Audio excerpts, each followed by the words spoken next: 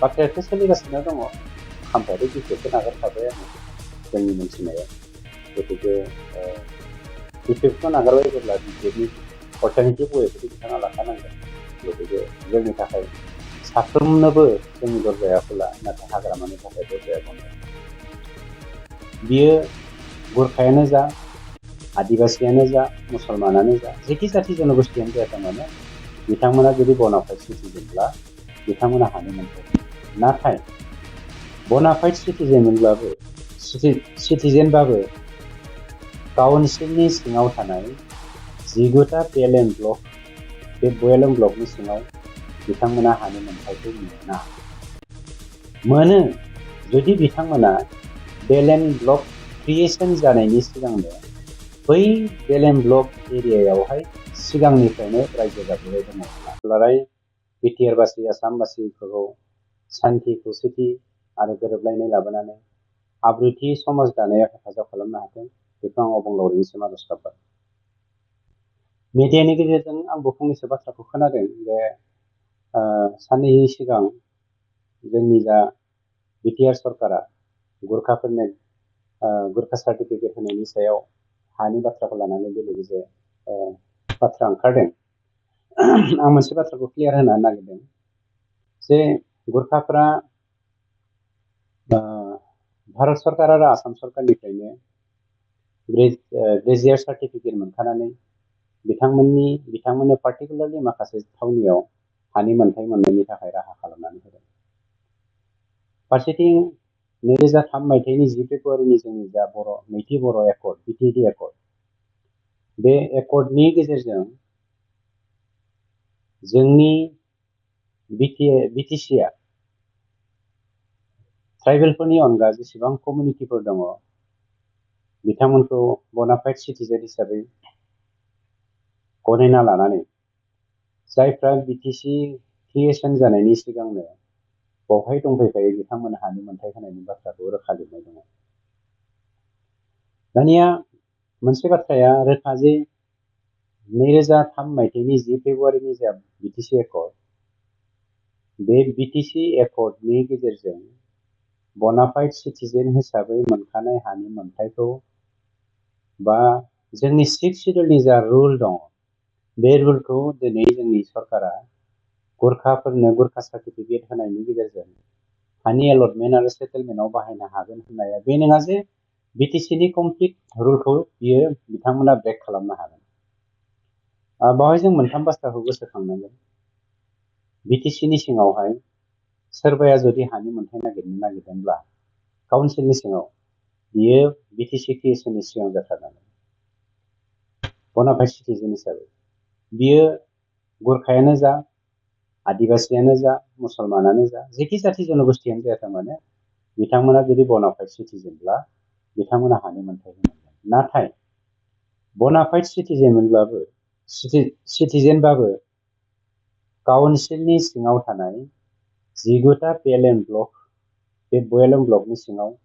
बिथांमोना हानि मोनथायखौ मोनो जुदि बिथांमोना BLM ब्लक क्रिएशन जानायनि सिगांनो बै BLM ब्लक एरियायावहाय सिगांनिफ्रायनो रायजो जाबोबाय दङब्ला दानिया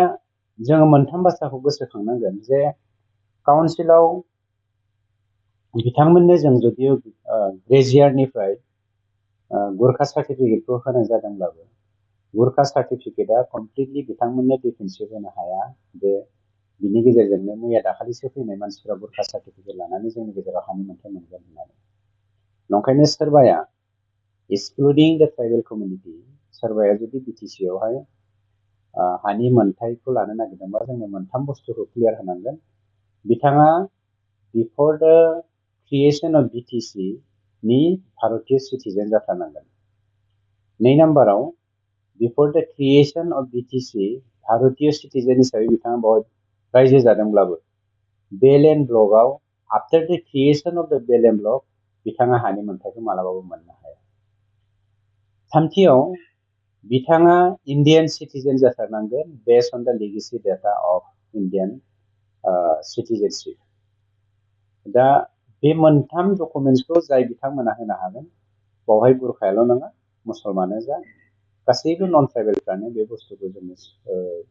डकुमेन्टस हिसाबै साबमिट होथारनांगोन होमब्लासो हानि मोन्थायखौ मोननो हायो खिन्थु नैबे गुरखा सार्टिफिकेटनि गेजेरजों हानि मोन्थाय मोननो हायो होननाय रावा नंखाय राव ट्राइबेल बेलेन्स ब्लकनि अनगायै गुबुन जायगानिफ्राय नोंथांमोननि नैबे जोंनि बिटिआर ओनसोलाव हाबफैनाय माखासे आयेन बेरेखायै हाबफैनाय रायजो राजाखौ नोंथांमोना होखारहरा बा बिसेसकरि नैबे चिरां जिल्लानि मुजाबारि ओनसोलाव इलिगेल इनफर्समेन्ट खालामनाय बेफोर बाथ्राखौ लानानै बिथांमोना नोंनि सायाव बा बिटिआरनि सायाव माखासे बाथ्रा मुजाबारि ओनसोलनि जा हानि जेंना बे हानि जेंनाया बिपिएफनि समनि जेंना बिपिएफनि समावसो बिथांमोना बेवहाय इनक्ल'स जादों जोंनि समाव इनक्ल'स जाया आं दाना बिपिएफनि समाव इनक्ल'स जादों होननानै बिपिएफखौबो सोंखारिनो नागिराखै कमप्लिट भारत आसामाव जेसेबां बेलेग ब्लक दङ बे बेलेग ब्लकआ अलमस्ट माने 60-70% दिनै इनक्ल'स जाबाय नन ट्राइबेलफोरजों आरो सेम कन्डिशनानो बिपिएफनि समाव मजाबारि एरियाया इनक्ल'स जादों दाना मोनसे खोन्थाया जादों बिथांमोन सोर होनदोंमोनलाय दावराव देख्रेब बिथाङा जे बाथ्राखौ बुंदों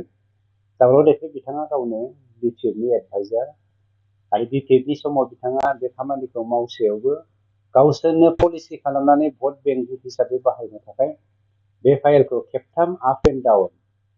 गोजौनिफ्राय गाहायसिम लांलाय लाबोलाय खालामबाय थानानै गावसोर 70 बोसोरखौ हगारदों खिन्थु जोंनि सरकारा मानो गेदेर प्रमद बर' बिथांनि दैदेननायाव नैबे मजाबारि बेलेन ब्लक एरियानि जा हा बे हाखौ अकुपाय खालामना थानाय जोंनि मुसलमान माइनरिटि भाइफोरजों जों दिनै सावरायगासिनो दङ जों बिथांमोननो होनदों आयेनाथ नों बेलेन ब्लकआवहाय नन ट्राइबेला आफ्टार द क्रिएशन अफ द बेलेन ब्लक हानि मोन्थायखौ मोननो हाया गतिके नोंथांमोना भुलाव बेवहाय हाबखांबाय हिसाबै बे हाखौ हगारनायनि बेबस्था लानांगौ जों सावरायबाय दङ सावरायनायनि गेजेरजों दा बिथांमोना हाखौ हगारनानै थांनो राजि खिन्थु जेराव बिथांमोना बिटिसि एकर्डनि रुल बायदियै बनाफाइड सिटिजेन जोंनि बिटिसिनि नागरिक जाबाय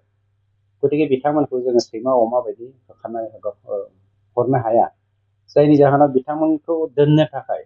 आउटसाइड बेलेन ब्लक जेनेरेल एरियायावहाय सरकारि लेन्डआवहाय माबा मोनसे होनायनि हा एसे होनानै न' लुना थानो हानायनि बेबस्थानि गेजेरजों जोङो होनो थाखाय राहा लागासिनो दङ आरो बेखौ जोंनि मजाबारि एरियानि मुसलमान माइनरिटि भाइफ्रा दिनै राजि जाबाय जोङो इभिकसन खालामालासेनो जेरावहाय जों बे खामानिखौ जोङो समस्याखौ समाधान खालामनो नागिरदों खिन्थु बिपिएफआ मानो इभिकसन बाथ्रा रायलायदों बेखौ जों बुंनो हाया खिन्थु मजाबारिनि जा इसु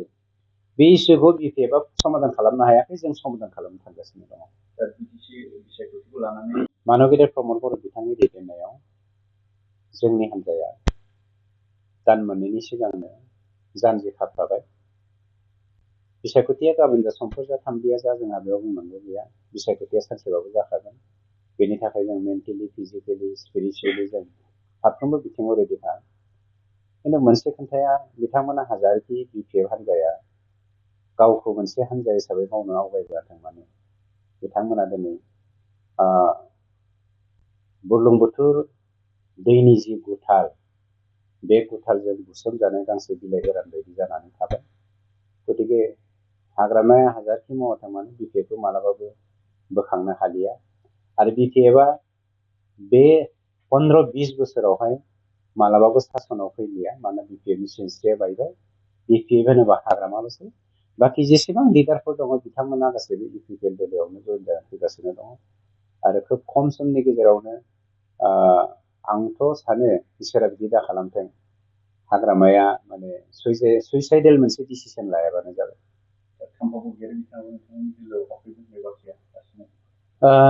बाथ्रायाथ' सोलिगासिनो दङ खाम्फायाथ' बिपिएफखौ नागारखाबायानो जोंनि मोनथिनायाव गतिके बिपिएफखौ नागारबाय जेब्ला बिपिएफनि अल्टारनेटिभ वेखौथ' बिथाङा लाखानांगोन गतिके जोंनि थाखाय साफ्रोमनोबो जोंनि दरजाया खुला नाथाय हाग्रामानि थाखाय दरजाया बन्द